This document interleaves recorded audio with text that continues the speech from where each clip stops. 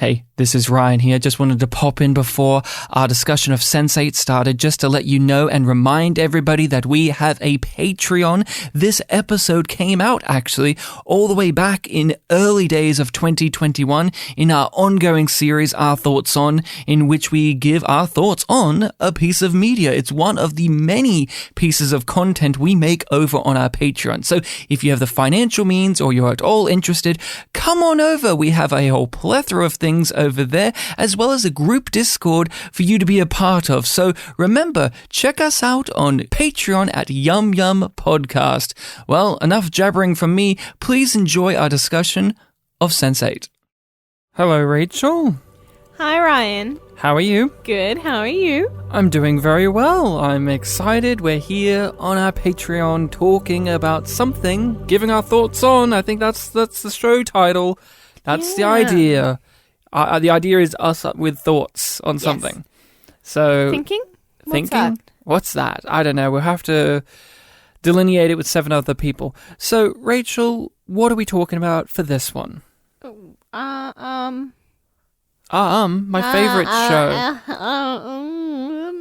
What are we giving our thoughts on this time around? I thought you already knew, Ryan. I know, but do you know?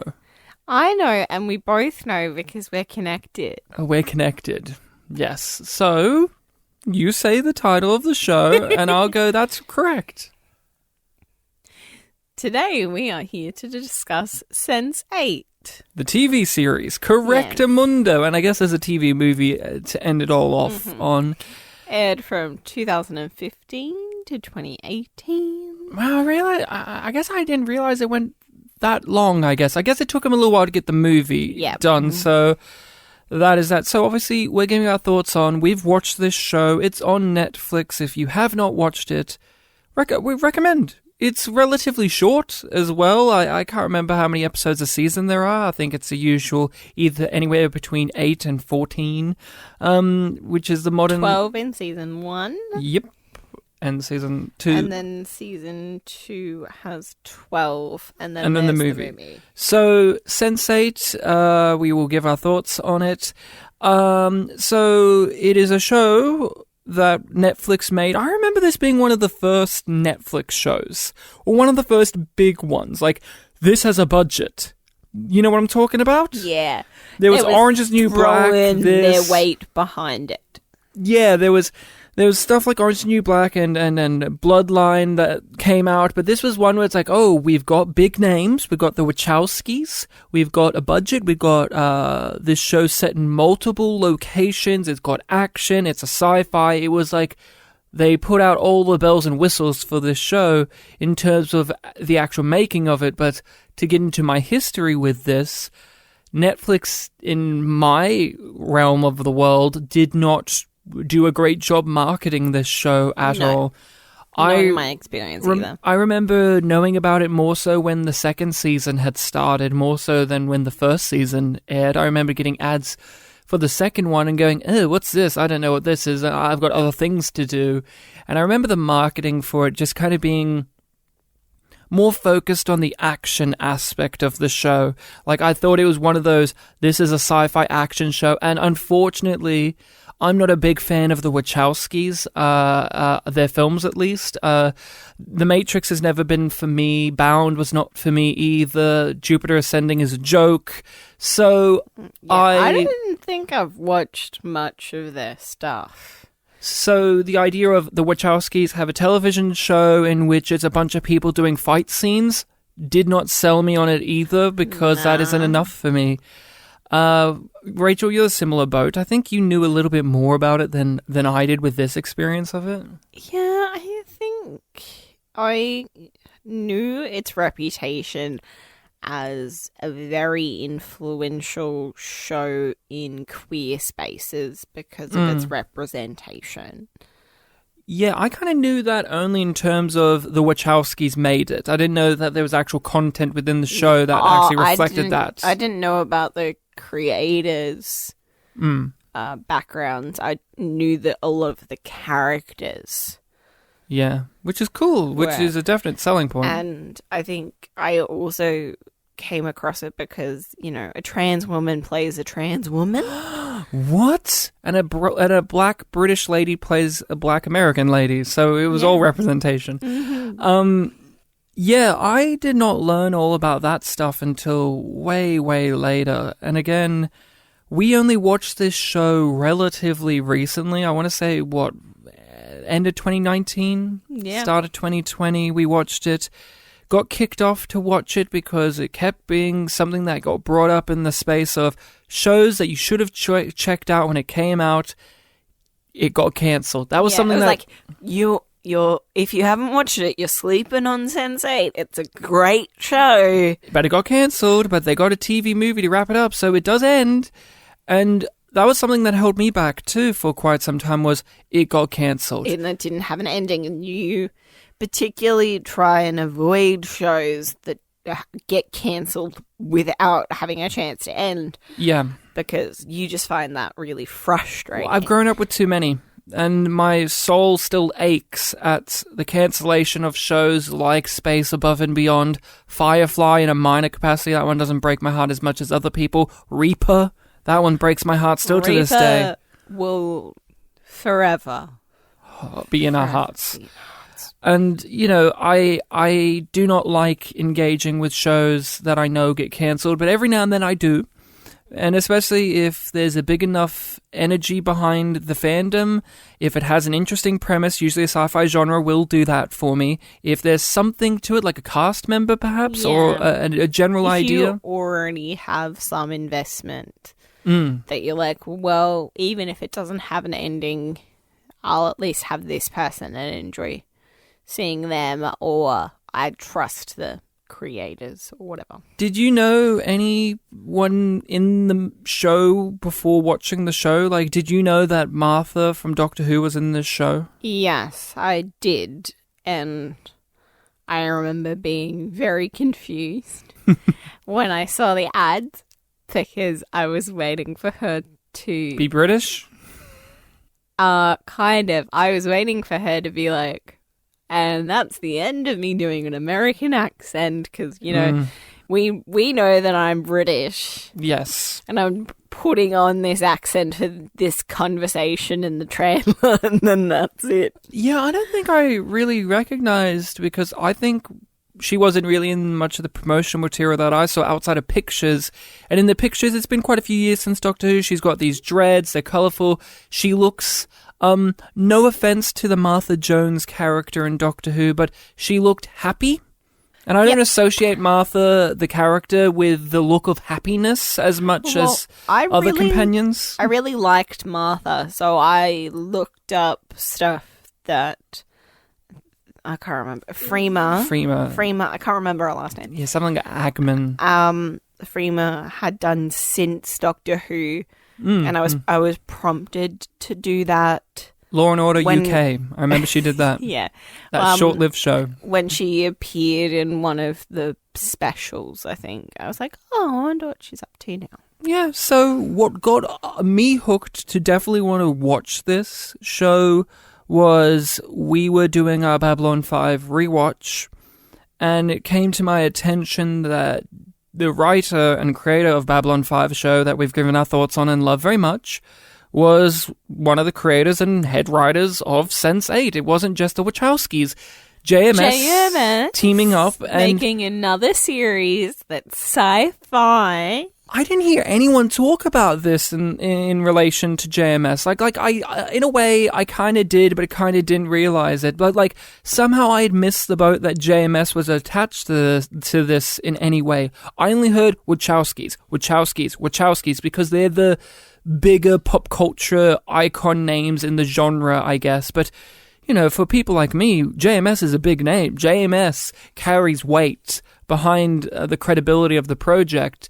So once I knew that, and I knew a cast member or two, and I did hear it had an ending, and my sister said it was really good, she really liked it, I really jumped on board and was like, okay, Rachel, we need to watch this because we're watching Babylon 5. I was always curious too of what would JMS's writing be like for television in the modern day context, because in Babylon 5, he's writing a serialized story way ahead of the curve of when that was a popular thing. So now let's... And he wasn't allowed to make it queer. And he wasn't allowed to make it queer and explore some stuff that you can today. So that was very interesting too. Like, what is JMS like as a showrunner in the age of streaming and in the age of binge watch culture as well? Because as great as Babylon 5 is, Babylon 5 isn't necessarily what I would call even though it's a serialized show, I wouldn't call it a binge serialized show, because there's stuff that doesn't get paid off until like 5 seasons later, and that doesn't necessarily line up with how binge-worthy television operates. Usually it's like payoff and setups within a season and or two, but these are like, he was always a long game player, and we see it in Sense8 that long game is still there. He hasn't let go of the long game. No, and then that's part of what makes the movie frustrating, is that you know that certain things were meant to be spaced out. Oh, yeah. Yeah, you could tell that there was a bigger plan involved for all of this. So that's our preamble into getting into and watching the show. Did you know the pitch of this? Like, I only knew action show. Did you know it was like 8 people around the globe are connected? No, I didn't. And I didn't even know that it was sci-fi. I just thought that it was more of a, like... drama. Fly on the wall drama of these 8 people's lives and how they're more similar than they realize, and they don't even know each other, and just the way that life mirrors each other. Yeah. Is what I thought. Yeah, I could definitely see that, like that kind of 6 degrees, or in this case 8 degrees of separation type of idea. Yeah, like that's what I thought. Which it is in a sci-fi capacity, I guess. Kind of, but not. It's not really. Well, there are some people who have overlaps with other people, though. Yeah. So that's kind of like the rippling effect of I wasn't people. Completely off base with my thought process, but that's not the main plot of the show. No. The side effect of the kind of thesis of what if there was this branch of humanity that had... They're basically mutants. Telepathic connections? Yeah. They're basically the telepaths in Babylon 5 type of deal, in which how does one see a superior race be technically in amongst the normies, and obviously you use that to explore bigotry and in multitudes of ways, where there's racism, homophobia, sexism, all these type of things that we've seen the Wachowskis and we've seen JMS explore in their media many a times over. What did you think of this when we first started it?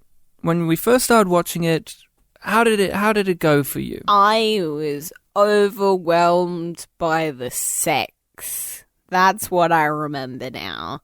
Of just being like, do we need another sex scene? Do we need one? Like, I think I get the point. Wow, you're such a prude. They're queer. They like to fuck. I remember being really grossed out. By the dildo? By the rainbow slippery, wet dildo. Yeah. And then by the end of the show, when we see that dildo again, like freshly used, set up and pay off, yeah.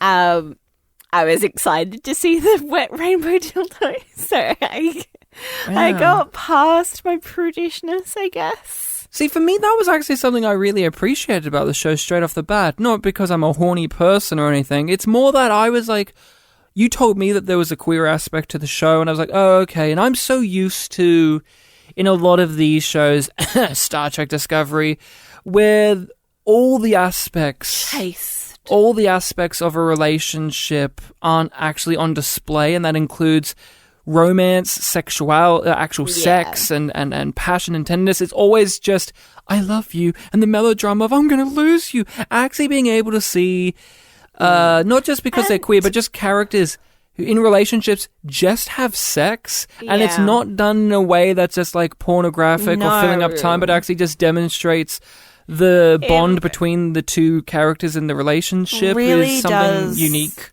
explore the way that physical intimacy, as well, like in the broadest sense, but also in a sexual context, Yeah. can really bring people together. And it is a very specific way that you can express feelings as well. Like, that comes across throughout the show. Yeah. And that the deepness and the passion that all of these characters have for their sexual partners really comes to fruition in those sex scenes. Yeah. When I first started watching it, and maybe this will change because we've only watched this once, and so it's been about a year or so since we've watched it, so there are some details that are a bit foggy. I'm going to admit there are going to be some character names that I've forgotten the pronunciation of. It's been a little while, but I remember I was a bit turned off, and I still feel like this in this storyline of I genuinely did not like, and I still do not care for the beginning setup of the previous woman who gave birth to all of these people, and because in the end it's explored but not fully, and it's Robin Wright, I'm pretty sure, the actress. I'm forgetting if it's her or Daryl Hannah, but I'm pretty sure Robin Wright and the guy from Heroes lift off like the other storylines do. That mysterious backstory with her and the guy from Heroes, I'm pretty sure is from Heroes. That those two. And that's the setup of the show, and Whispers. I actually like Whispers, but like that whole backstory thing, something about it was just, it didn't connect with me, and that's what opened up the show, and it is a running thread throughout the show, and it's just a story beat that I never really cared for. I didn't care for those characters. Like, I didn't care for his character, and I didn't care for what we got to know about her character all that much. I actually felt like every time we focused on the old school backstory, I was zoning out a bit because I was actually more invested in the current story. But it took me a little while to find my footing with the show because of that, and we follow what in the group of the 8 people is the most boring one, which is the cop man. He's all right. Like, I don't mind the acting. His character gets better, but he's definitely the most like vanilla of the characters. He's the typical protagonist man who has to find out that this is the case. Yeah, it makes logical and thematic sense that he's our first touch point. Yeah. Because it is designed for American audiences, and he's the main American surrogate character. Yeah. And because he's a police officer, it makes sense that he would investigate it. Yeah, but as it went along, I got really invested in the show, and I fell in love with the show. I will say I fell in love with the characters. Oh yeah, the characters, the show, not just the writing, the show, but the whole package. And I'm still really deeply and truly fond of definitely all of our main 8. Yeah, but as well as secondary characters that come in and are just amazing. I love Felix. I was so like devastated when they shot the fuck out of him. Like, no, don't kill Felix. No, he's our good my Felix. He's my good dumbass friend. Yeah. He's a good guy. He's just a bit of a dipshit. Don't kill him. Like, and I got into the show. I don't know how you feel, but I personally, at this moment in time, having only watched it once through, I found season 1 to be the better. I don't know, something about its atmosphere. There was a general, it had a good balance of like really dark, somber sadness and the goofy, upbeat nature. The second season, I kind of look at it more as a brighter show in a way, even though there's depressing stuff in it. The first season just has this cloud of darkness there to me that I kind of appreciated a lot more. And I feel like this is just maybe me looking back on it and putting this on the show when it isn't actually there. But I feel like season 1 had more clarity and purpose in a lot of things, whereas season 2 is frustrating because it still has those things. Yeah. But for the majority of the season, it's setting up longer plans.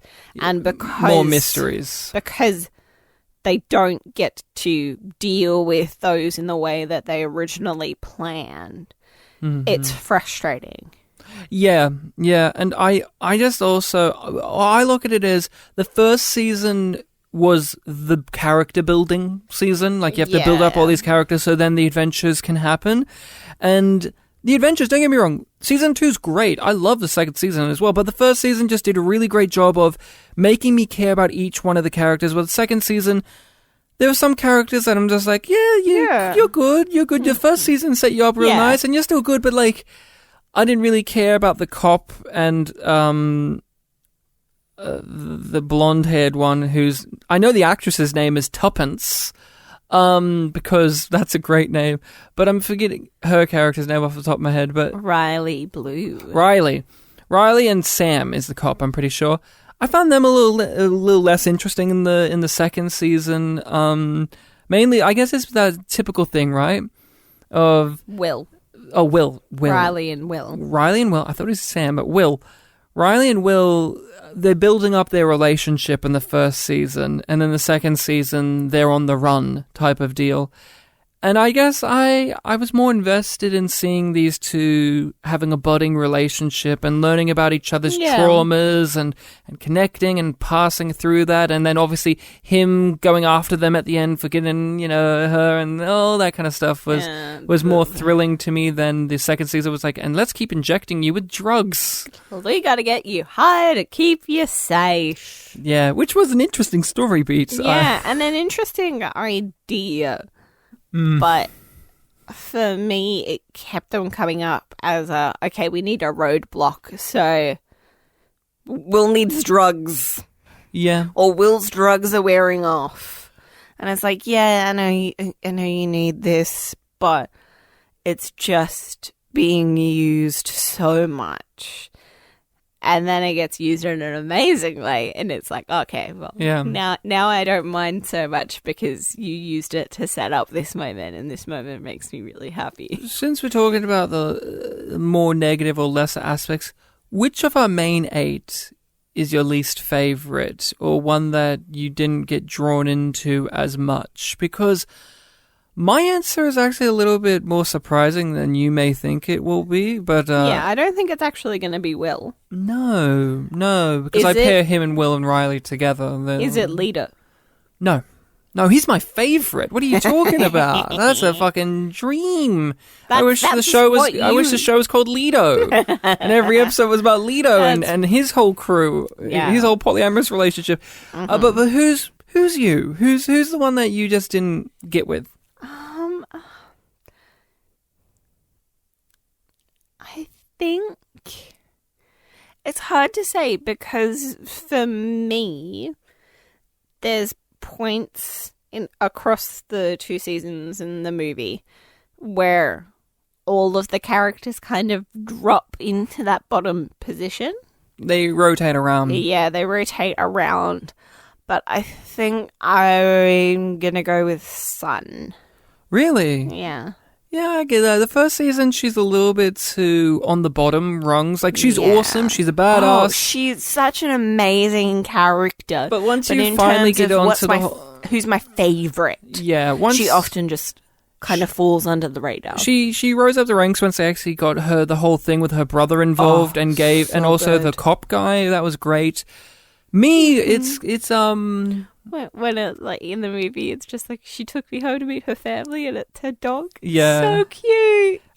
For me, oddly enough, looking back, the one that I don't know why, like I like the performance, I like the energy. For some reason, it just never drew me in. Is Cassius. Him, that whole stuff. I I like the characters. I like how he's best friends now. His mum's now dating the African warlord guy who's going to kill him. Yeah. That's all fun. And I like the whole running for politics. I like it. It's just, for some reason, maybe because of the cast switch up with him. Yeah, that did hurt it. And I didn't care for his group as much. Like, his friend and his mother. Like, they were all great, but they just, as side characters, I didn't find as fun to visit as Felix or as Bug or as... Oh, no. You know, like those. Yeah. So, it's just he's my lesser one just because I find... that, I don't know, he's a good 7 out of 10 throughout the whole entire show, and his story is, like, he's consistently at that rate, but I don't know, just something about that side of the story never drew me in as much as, weirdly enough, like, as much as I call Will a vanilla guy. I like the whole stuff with his dad, I like the whole stuff with Riley, I like the whole, him going after Whispers by using the same tactic right back at him. He had a lot of agency, Will did, in his own plots, even though he's kind of a vanilla toast guy. But I already said it, my favorite's Leto. He's the best. Yeah. He's the best. I was baiting you into bringing Is he that yours, or are you different? I know, it's hard not to say Wolfgang. I was about to say Wolfgang. Is it because Wolfgang's a great character, or because you got to see his cock a lot? Because you got excited by the cock. Both. I will freely admit that it is largely affected by both. Yeah, Wolfgang's great. I find my love for his story is a little bit coloured by the end wrap-up movie, because that's the plot that suffers the most from the crunching down of seasons-long story. No fault of the actual characters or the actual acting, or even the writing. It's just the nature of the beast.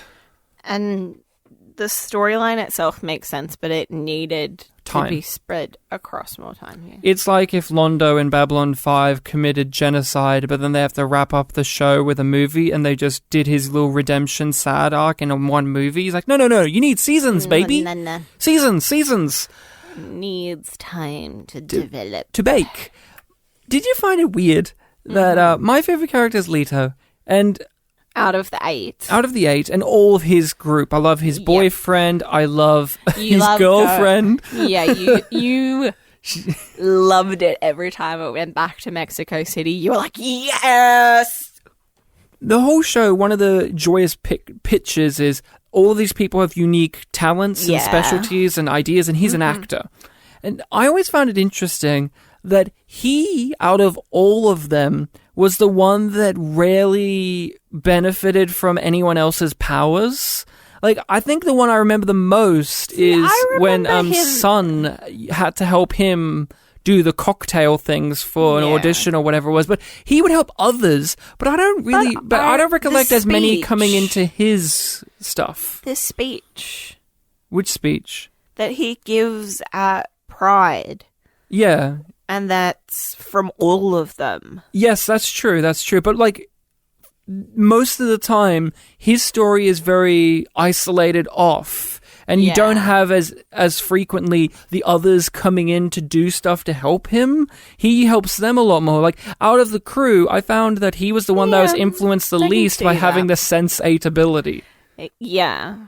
He would help others with the acting stuff, but the speech and her helping with the cocktails and stuff, that's the stuff I remember the most, oddly enough, for him. I always remember, like, when I was watching, I was always noting, like, his story's kind of on its own a lot more than the rest. And I wonder if that's by design, or if it's just his character doesn't need all these things all the time as much as the others, because his character's story is very different. It's a different show in a way. You know, his whole I'm the famous machismo actor man who's now been outed as a gay actor man in a culture and a country that rejects that, and my career dies from it, but will it be reborn in a new way? That doesn't really need the Sense8 ability, also because he's never threatened by having the Sense8 ability like every other character is. Every other character has someone who could get them or go after them or discover the Sense8 ability. His threat is, my agent dropped me. And so, like, What do you do with the ability that one of your people is a hacker for him, you know? Which I find interesting. What about Leto worked for you as a character? Because he's also one of your favorites. I think I really enjoyed the way that they respected the Mexican culture while also critiquing it Mm-mm. in a way that for me never felt preachy. It always felt deeply personal and grounded. Yeah, that's true. For me, I just loved his relationship. Yeah. Yeah, I thought it was a really well done way of showing a hidden relationship, because they have problems in their relationship that isn't just from I'm your secret lover. There's other problems that just relationships have. Yes. And it's not just it's that's not, the only we're perfect, but this one thing. If you came out, then everything would be better for all of us. No, it's like his partner too, although he does want him to come out, obviously he does, but like he also recognizes wholeheartedly, like, if you came out, this will ruin everything. It's not as if we would lose the life that we have together. And would be ostracized beyond belief in a way that your fame has kind of trapped us in what we are at the moment. But like, I thought that was really well portrayed. I didn't feel like that was the only thing about their characters. There was so much other stuff going on. It wasn't just, and now we cut to the secret gay lover story, where will the press see them? Oh no, it wasn't that. There was stuff going on with his acting work. There was actually stuff going on with the relationship outside of that, with also the addition of the third member of the relationship, which was great. I love.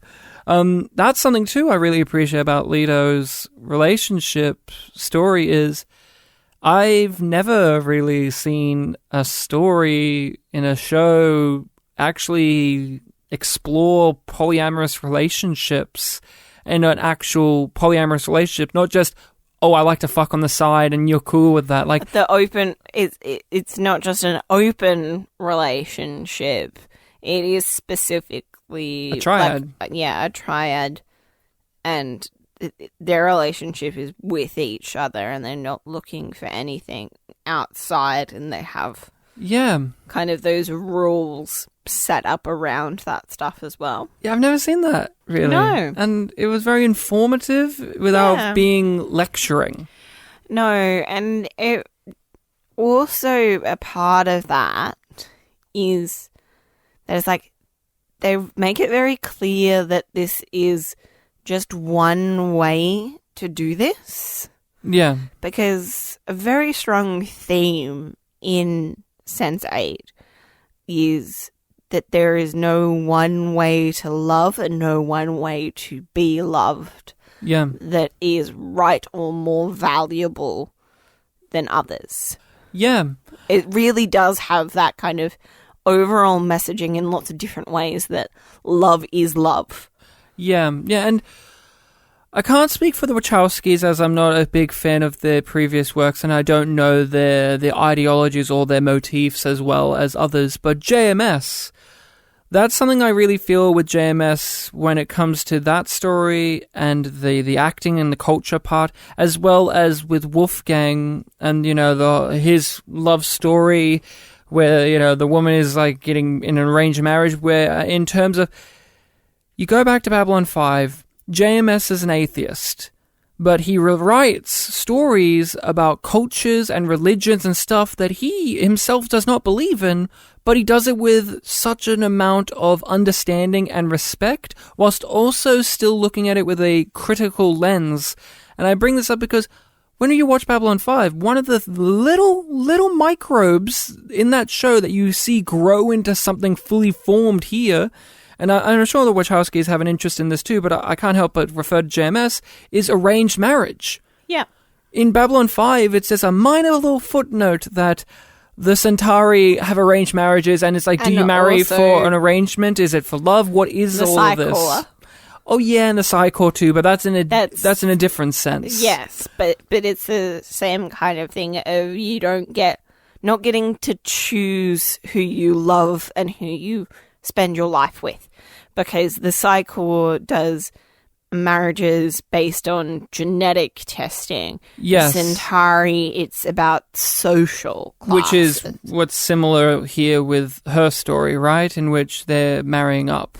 So these are ideas that JMS has explored before, but not in a way where he really got to go as deep or nuanced as perhaps he wanted to, because of the limitations that were forced on him by the standards and the expectations. Or maybe his own interest. Maybe back in the 1990s, he had the arranged marriage stuff.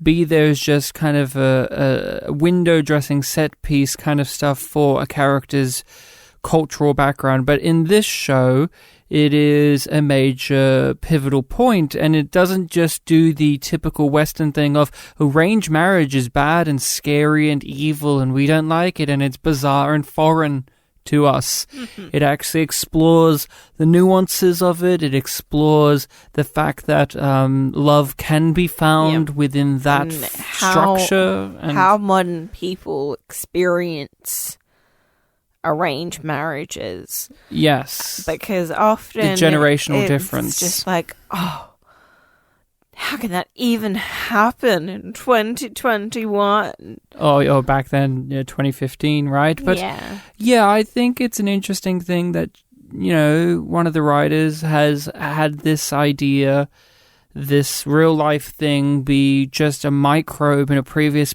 piece of work, and now it is like a massive thing that has fully come to life and something seed that has sprouted. Yeah, and I found that to be one of the most fascinating aspects of the show, because it was done in a way where it wasn't criticizing arranged marriages, but it was critiquing it. It was looking at it and saying, look at this small story within it. But she did have a genuine love for the guy that she was going to marry, but he was a bit of a mysterious figure in his own right. Is he shady? Is he not? The families all seem to kind of get along, but also she's in love with Wolfgang, which is one of the other Sense8 characters, who I enjoy Wolfgang as a character. He's fine. I think I enjoy the stuff that happens to Wolfgang more than Wolfgang himself as a character. Like, he's got a pretty cool, fucked up backstory. He's got a mean daddy, a cool best friend that's like a brother, some weird Italian lady that's trying to hunt him down later on in the second season when he meets another Sense8 person who has her own group, right? That was fun. The fact that they introduced that there are others out there was an interesting idea, because in the beginning it just kind of felt like there was only so few of them, but then the second season opened the doorway that, no, there's lots of them. Yeah.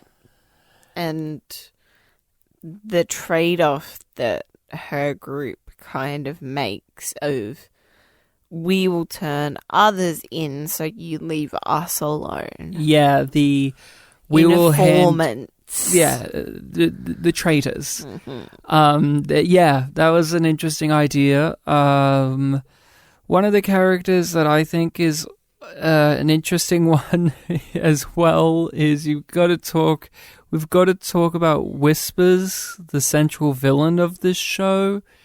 He's kind of a non-character for a very long time. He's just man.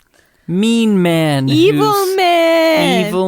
Evil bearded man. And that's, I would say he's one of the characters that does suffer from the mystery box aspect of the show, of like let's draw these mysterious things out. But he suffers a lot too from the show getting cancelled and them having to crunch it down, because he actually got a character near the end of the first season, and in the second season he had a character. We found out a lot about him. The actor got to display his personality a lot clearer than what he used to be able to, because we're trying to keep him under wraps. Whispers. Limitations were taken away. Yeah, and we got to just see him act. Like, that guy's a great actor, and this is a credit again to the Wachowskis, to the crew, to the casting. That guy's a great actor. I love the sci-fi cult nature of him as an actor, because he is the handsome bounty hunter man from the Critters movies. So it has, this show has the sci-fi cred of not just JMS and the Wachowskis, but some of the casting along the way. You have these people like Sylvester McCoy. The Doctor himself is here, and there's always things that are always great. You saw this in B5 a lot too, right? Where you had a lot of big sci-fi hitters, whether it be behind the scenes or in the show, turn up and give us something that we want from them. Sylvester McCoy was great in Sense8. He was wonderful. Such a little darling. Yeah, I love Sylvester McCoy. He's one of my favorite Doctors, and it was nice to see him here just being Sylvester McCoy. I mean, he's acting, but the line between him just saying lines as himself and being a character is really, really faint. And I mean that in the most beautiful of ways. Sylvester McCoy is like a kooky, weird, cool guy. So just having him be himself basically in a show like this is gold in its own right. It feels blended. It doesn't feel like he's being lazy and just being himself. But it feels like the character has been blended with his traits. Oh, I'm going to do my accent. I'm not changing that. No, and so every time I say the archipelago in my thick accent, it sounds great. Oh, so great. So satisfying. Yeah, it is. We've talked about in our Star Trek Discovery discussions, we've talked about in previous episodes of our thoughts on how if you want a good queer story, a good show that actually explores LGBTQ plus themes and characters and issues, whilst also still not just being that only, Sense8 is a great place to go because it actually has the fucking content here. This isn't Hannibal, where it's teasing you that gay stuff could happen. This isn't Discovery, in which, yeah, they're gay, but we're not going to let them have any screen time and or be in healthy, happy relationships. No. This show actually does that, whilst also still maintaining a story and the characters, and not just being, this show is nothing but the gay drama show that some of these do fall into, right? When you hear We're not looking for the L word. I'm not looking for queer as folk, right? Where that's and those are valid things, but it's just that's just not what we're looking for. So it's just kind of, and it's a very tired kind of area of the LGBTQ stories. There's more stories you can tell than just the we have suffered because of our sexuality. You can have them be in kooky sci-fi stories like this, for fuck's sake, like, have your cool trans woman be in an action sequence. Awesome. Ryan, it's like queer people are just people. So queer characters can just be characters? Yeah, I mean, it's a really wild concept that not many people seem to fully understand at this stage. And they do a great job in this show, and I keep saying great because there's so many things done well, for someone like myself, I'm just like an average guy. I don't know all the ins and outs of the what are these things in the LGBTQ plus community. Like, I don't know these terms, don't know this term. If you're throwing some of these things in a narrative that aren't really exploring narratives that much, like, for instance, in Star Trek Discovery, non-binary character being introduced. I haven't seen many of those in a narrative before, so, the basic give the audience a crash course of what these things are is done very well in Sense8, because it doesn't feel like you're talking down to the audience by saying, these are my pronouns, this is this. I just get it. I'm watching the show and I'm like, okay, Nomi's trans and she's in a relationship with Martha Jones, and like on and on it goes. I don't need, like, they explain it, they talk about it, but it's not pandering, and it doesn't feel like we've got to explain this for the straights, but we also are doing, you know what I'm talking about? Okay, so I do want to talk a little bit more about Nomi, if that's the... Yeah. You don't mind me taking the leading the conversation in this way. And I just want to say, it's really refreshing that you have a trans character and it's not about them being trans and it's not about them dealing with their identity. With, well, like Nomi's stuff about being trans, the majority of it is around other people not accepting her. Yes. And judging her and questioning her. You mean her family? Mainly her family, but a scene that really sticks out in my mind is the flashback to the pride that they go together, like Nomi and her girlfriend. Martha Jones. Yeah. Can't remember her character's name right now. Yeah. Anyway, they go to Pride, and then one of Martha Jones's friends, right, attacks Nomi for a blog post that she made. Right. And attacks the fact that she's trans in a gay space. In a gay space, and that she wouldn't understand things from their perspective. They don't understand that struggle. And, like, you don't know how long we've fought to be able to be called this. And totally missing the point that Nomi was putting forward and that she explained. We are very much on the side of Nomi in that situation. Yeah, and Nomi's a fully formed character. Nomi isn't just the trans character who finding who she is. She's not a tragedy character. No, which she could easily have fallen into. Oh, and here's something important. Here's something important to mention. I know it's very funny, but I have to mention this because I want to reiterate, at the moment we are a Star Trek Discovery podcast, but this is very important. She's alive. It's not like she's a ghost throughout the whole fucking show that comes in and out. She's an actual character that's alive and gets to serve a purpose.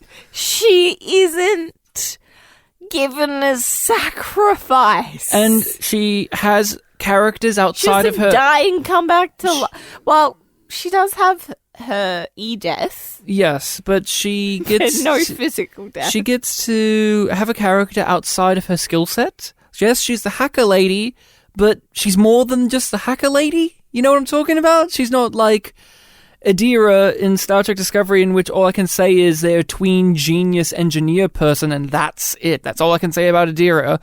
While in this, it's like Nomi is a funny person who's a bit of a badass, bit of a loser sometimes too, in a healthy relationship. I love their relationship. See, this is a show in which I actually look forward to characters in their relationships. There are so many shows. Hannibal was one of them where I'm just like, oh, fuck off with all this relationship drama bullshit. This was a show in which I was genuinely concerned about their relationships, whether or not they were going to fall apart, and not because not with Nomi, didn't have a trouble necessarily within their relationship because of each other, but because of the plot line happening of the government conspiracy and the family stepping in and all of that stuff. Yeah, all of that stuff was what was tearing their relationship apart, not any drama going on between them that could have been so easily done. You know what's something I also really appreciate? I love how one's in relationships with normal people. The normal people know their partner well enough to know that they're not crazy. Yeah, we Oh, fuck, that was juicy stuff. That was so good. But that could have been the whole show. We mean non-Sense8 people. Yeah, the normies. Yeah. But you know what I'm saying? Like, oh my God. That was so delicious because... the the Homo sapiens rather than the... What are they? The Sense8? I can't remember. They have a real big proper name. But don't you agree? Because I could have bogged down this whole show of like... it could have been Leo, I'm breaking up with you because you're crazy.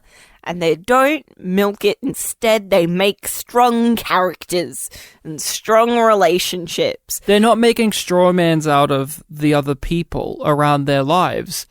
You know what I'm saying? Like, it could have been so easy. So easy. So easy. For one of their partners or their friends or whatever just to completely disown them. Simpler way, and then they become isolated and victimized, and they begin to question themselves and that sort of shit. But that's not what they do, and it's so much more interesting for it. And because of Sense8 ability, right? This whole show is about community, about family, about connecting. And it's not just our 8 physically connecting with one another, but each one of our characters are connecting with a larger community around them. We see this with Nomi with connecting. Yeah, we see Nomi connecting with someone like Bug. We see obviously with the African guy, he becomes like a hero of his entire city, in which he's got the respect of a former enemy and now is running for politics. I mean, to that extent, we see Sun. You know, she gets the respect and camaraderie of fellow prisoners, and then eventually of that police officer guy, and it's about these people finding not just connections with the other Sense8 people, but with the people around them in their everyday life, or people that they encounter, and actually forming bonds with them that actually feel that they were well made and earned, and you feel happy that these people are connecting with people outside of the 8s, because that's kind of what happened. That's kind of what went wrong with the first one that they were born from, was they eventually isolated themselves off in that little cabin in the woods, and it got all weird, and people got killed, and it was all fucked up and nonsense. Yeah, and it's really interesting, and it's so satisfying the way that everybody either creates or builds or rebuilds connections that were missing. Like, Nomi was really satisfied in her relationship with Anna. Is it Annalie? Is that how you say it? I can't remember how to pronounce it, but yeah. And that gives her a lot of joy. But she does regret that she doesn't have a close relationship with her parents, but she's not willing. Or a sister, right? Because her sister's almost there and wants invited to the wedding. And because she's unwilling to change herself. And then she's ends up being rewarded, for lack of kind of a better phrase, for sticking that out and being true to herself, because then her parents actually come around and realize how much better off they are if they accept their daughter for who she is. Yeah, and I keep and it's thinking the same with all of them.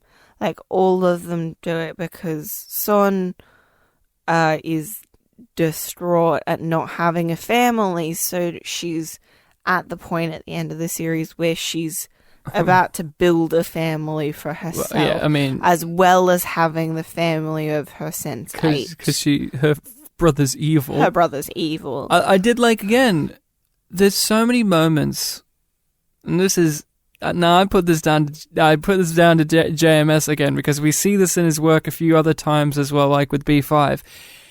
In a typical show, there are these landmines that would be stepped on for the drama's sake of it. For instance, Leto coming out to his mother.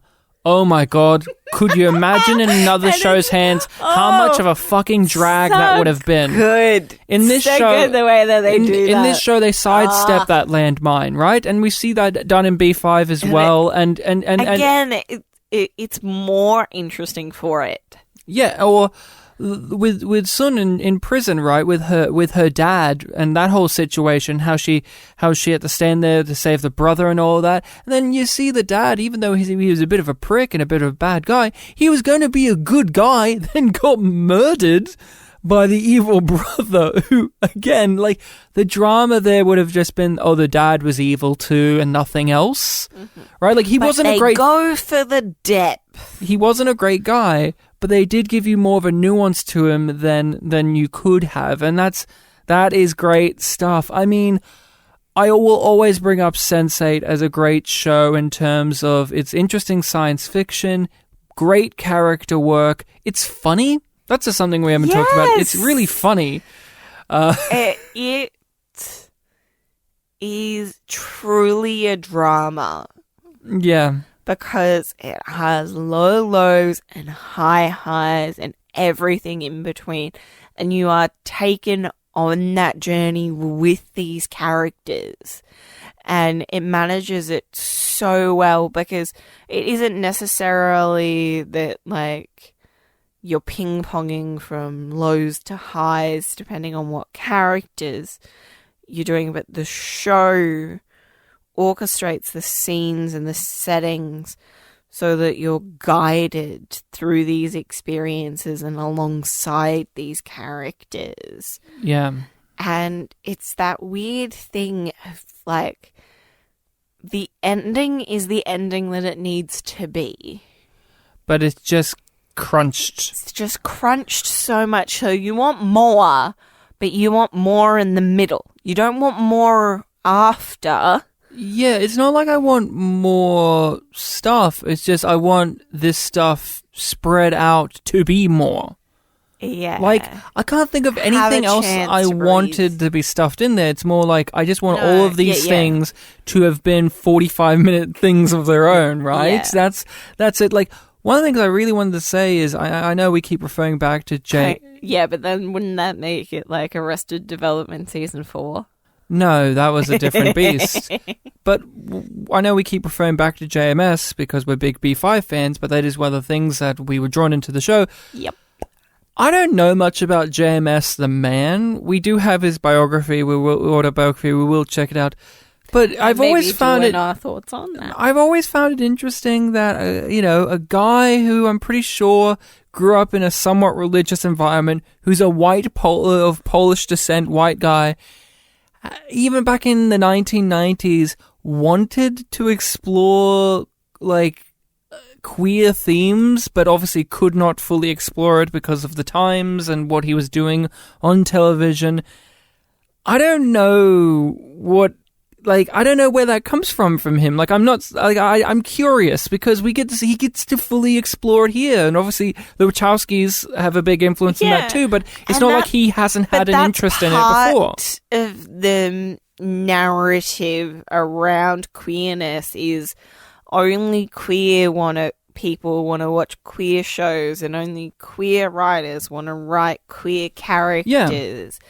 And he's, as to our knowledge, not playing part of that. He's just a writer who treats queer characters like they're just characters and they can be part of the world that he's creating, and to make space for that. Yeah, I guess I look at this from just a very small corner of the I look at it from a sci-fi world perspective.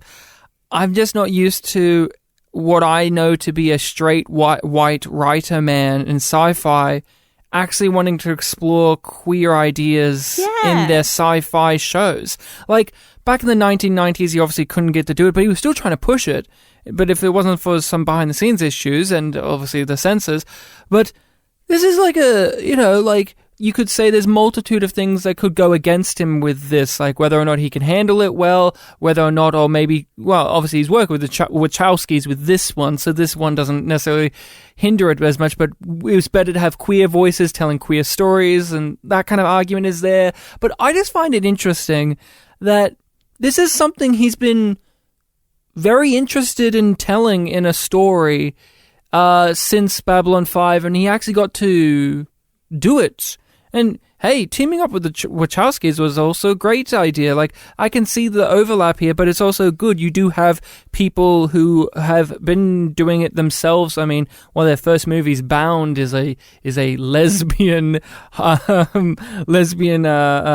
like thief movie, right? So they've been on the ball for the beginning of their career as well. So I just find that kind of cool. Like, I like seeing him fulfill the thing he didn't get to back in the day. Because as fans of B5, we know about Talia and Ivanova, and we know that it didn't get to happen. No! So, hey, he got it somewhat here, so there you go. He got to do representation in a sci-fi show.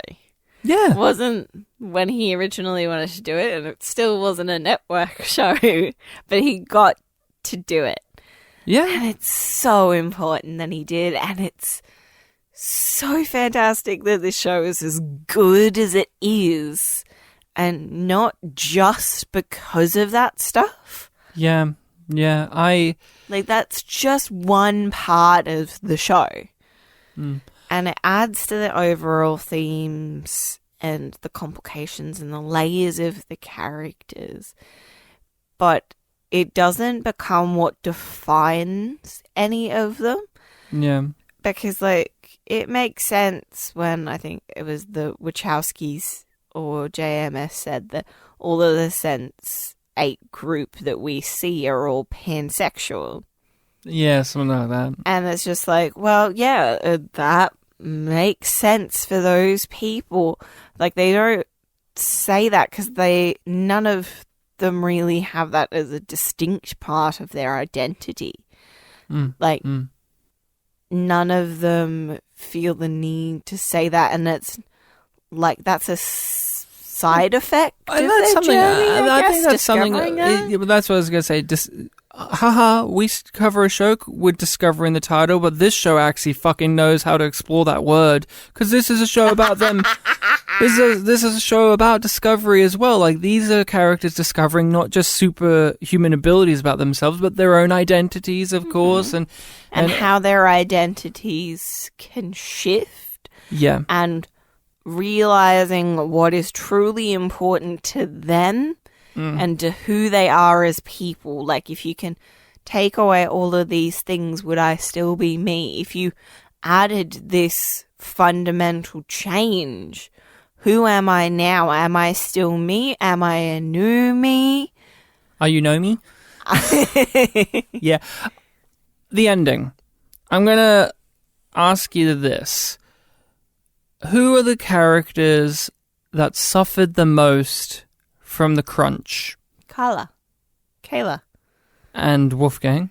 Wolfgang and Kayla's husband, Raj, or something. Right.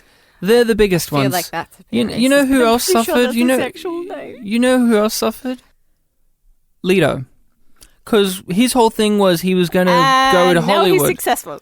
Yeah, well, yeah. I guess. He was getting ready to be successful. He was, like, getting ready to do the thing, and then he had to do the plot. Yeah. Like, a large portion of his stuff was he'd done the audition, but now he was learning the script, right? I think that was the thing. Yeah. It's been a little while since we watched the ending, but shout out to Andy Dick. He was great. I wanted to see if the show went on longer. Dick. I would have loved to have seen more of Andy Dick. He was actually really good. I really enjoyed him. Loved you in Star Trek Voyager. Loved you in this. Good job, Andy Dick. Yeah, Wolfgang and that whole love story, it made no sense in the crunch. Like, all of a sudden, the husband's just okay with it. Yeah, and because as much as the Sense8s can be pansexual or whatever, I never got the idea that this guy was even remotely... Not even just that. The idea that this guy was open enough to want to have an open relationship. Mm-hmm. Like he was still, like, getting down with the fact that they just got fucking married. That one suffered from the crunch. You could see that it could have got to that ending, but it needed to actually have a story to get there. We keep on going back to that. So many of these ideas that were crammed into that movie are so good, and there's so many interesting things that you know that they would have done with it too, because they've built up enough cred, so you know that they aren't going to go for those easy kind of landmine earthquake moments. Oh, yeah, but you know who else suffered? Whispers. Fuck. Oh, yeah. He revealed what his big plan was, and it was just like immortality? Okay. Woo! And it's just so default. Well, it could have been explored so much better. It's like, well, he doesn't want world domination, so I guess he wants to live forever. And it's like, oh, wait, it's actually that? Shit. And it could have been explored really well, because when you break things down like that, it can be as trite. Say, again, think about back to JMS with Babylon 5. What do the shadows want? Chaos. But there's so much more to it. Order. But there's so much more to it because there was so much time and repercussions and stuff given it to it. But the layers of depth were able to be created slowly, a little bit at a time. Yeah, and with Whispers, he's just bad guy, and then he gets blown up with a rocket launcher, and it was so pathetic. It was so pathetic. Such a pathetic death. Like, I know that people will fist pump and be like, yes, that motherfucker got it in the end, but to me, it was a very lackluster ending to a sinister character, and it was just done like, well, we have to. It felt like an obligation, because if you can't end it, because this is them ending it, right? Like, there's no chance that this is going to come back. At least that's what they thought at the time. Maybe that will change, but at that moment, this is our shot.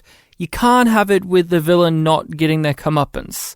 And what's a great comeuppance? A fucking rocket to the face will do it. I mean, it worked for the cigarette-smoking man in X-Files, except for he came back for some reason. Don't even get me started with the X-Files. You know, it's fine, but it's a lackluster ending for him. And that really is important, because the whole show had this big, overbearing menace of Whispers affecting all of our characters, and him affecting them made them join together even more. The fear of him. I really wonder how much that ending is going to affect our enjoyment on the rewatch. Because he's not going to feel nearly as menacing. Knowing that he gets a rocket to the face? Yeah. I mean, I still will love to watch the cat and mouse game of the black pill things. Yeah. And when he forgot to take his, and then Sam showed up, Will showed up, and he's like, hey, I actually see where you are. I know where you are. Boom, boom, boom, boom, boom. And he freaks out. The best moment of all of this is when of them using each other's powers, or using those powers, is when Whispers walks into that little interrogation room. He always had the conversations with Will. And then he's talking to Will, and then Will physically grabs him and smacks his head, because he's literally in the room. It's not like projection anymore. I'm actually here, bitch. So fucking great. It was great. That was the best moment of the whole show to me. Such a pure joy and satisfaction. Thinking about that moment brings such a grin to my face. Yeah, that's one where when they wrote that into the script, I would have finished for the day, because that is the best moment of the entire show to me. Because, look, as cool as it's like Sun using her powers to do the karate whilst being the trans woman and all that kind of stuff, or like Leto acting for this person, or the driving of this. Nomi and Bug hacking into the system. I think just Will physically being in the room. Riley DJing. Will just physically being in the room and just smacking his head. That was great. Perfect. Just punching him, just going at him. It was wonderful stuff. And it was so satisfying, because you've seen it so many times. Yeah. Felt the frustration of Will so deeply, and the smugness of Whispers, and like all you wanted to do is reach in and like punch Whispers in the face, and then Will does the equivalent of that, but even more satisfying. It was done. It's done really well, because Whispers had invaded all of their personal spaces, and this was when they started to invade his. They started to watch him. They started to look at him and find out he had a wife and a kid and all this kind of crazy stuff, and they were doing it to him. And this little interrogation room was a part of his routine.